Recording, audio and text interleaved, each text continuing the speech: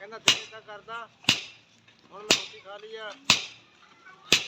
सरिया टुटदा वेख लो दोस्तों, खवाड़े नाल सरिया तोड़न ने बाद थोड़े अगे हो। हेलो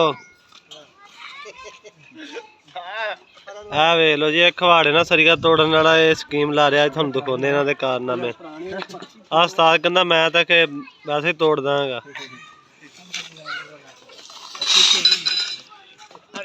हाँ पहलवान तू तोड़ देगा वैसे ना हथ नाल।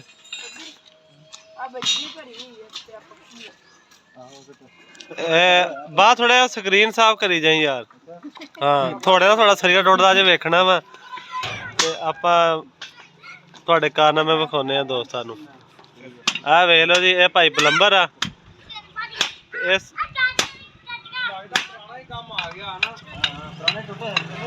थल्ले रखा थोड़ा तो उत्तों पुट्ठे वेली कवाड़े दे नाल तेनूं सट्टा लाउंदा ते तोड़ना एवें। आ मतलब खोल के हथ तेरी कबे टुटे। आ लो जी, आ वेख लो, आ वेख लो।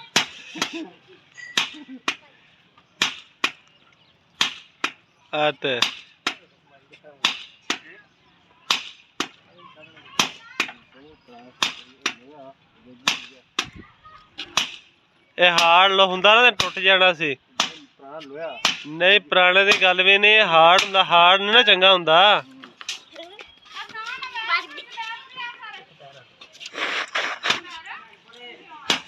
पिछे हट जाओ, भाई नूं गुस्सा चढ़ गया हुण।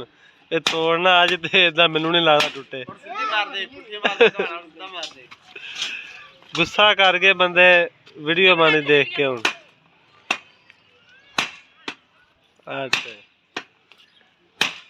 अज लग जाता पता कि सरिया टुटदा कि उस्ताद कोई होर कम्म पाउंदा।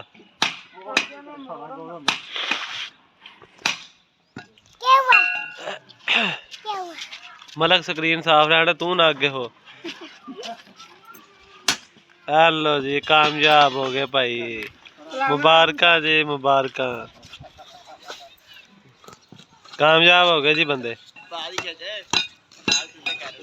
मुश्किल मुश्किल हूँ हसदे आ, खुल के नहीं हसदे।